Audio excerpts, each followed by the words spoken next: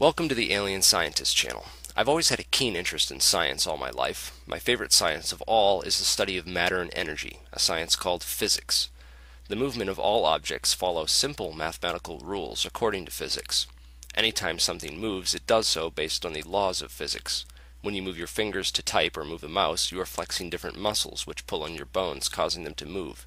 In fact, all the biological systems in your body are based on the laws of physics as well. Even the chemical reactions inside our bodies are based on the laws of physics, since the periodic table of elements derives from the laws of quantum mechanics, which are much different from the normal mechanics that we experience on a day-to-day level. Physics is all around us, in the engines that drive our cars and the atoms that make up the molecules that make up the cells in our bodies. The study of physics is the study of truth. In fact, it is the study of the ultimate truth of the universe. But what really is truth? Truth is merely a correspondence between things that we can observe and our knowledge of observable matter.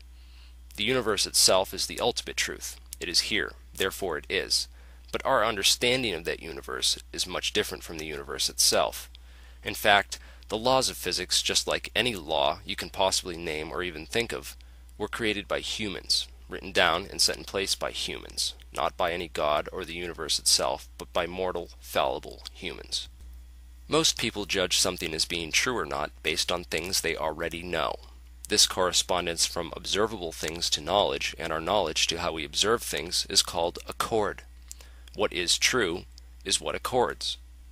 Whether it be a matter or a proposition, it must accord. It must be according to something. This is why when you state a fact, you must usually say, according to this source. However, the very basis of accord, that which is according to, is limited to one's current tools and methodology from scientific discovery. The nature of how we come to believe and understand things is called epistemology. The way you control people's understanding of truth is to control their epistemology by controlling the information they are exposed to. In populations, it works even better, because by controlling the information they are all exposed to, the pseudo-truth will be in accord with what everyone else thinks is true, while the actual truth will not be in accord and will thus be interpreted as being false. By feeding populations a constant diet of pseudo-truth, you can get them to immediately reject the real truth because it is an inversion of what they've already been told is true. Since this does not accord with their understanding of truth, it must be a lie. An example would be, our government would never do that. The individual feels he needs no further proof since inside his mind, his procedure for finding the truth is based on accordance with previous knowledge. The individual sees it as immediately intelligible, what is considered logical from his perspective, and will immediately reject the truth. Science and nature go hand in hand, since the best way to understand the nature of things is to use science. What is science? What is pseudoscience? These are important questions, because if you don't understand the method by which you come to believe something is true, then you won't be able to know when you've actually found the truth or not.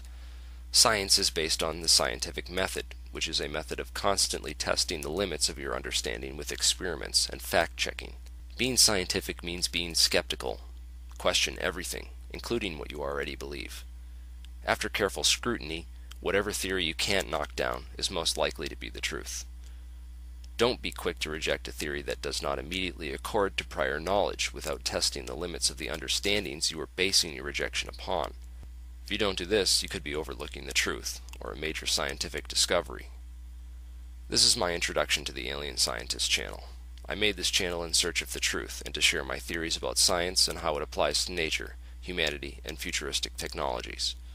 My videos are my theories, just like everything else on the internet, the newspaper, the television, the science books, and the president's mouth. It's just a theory.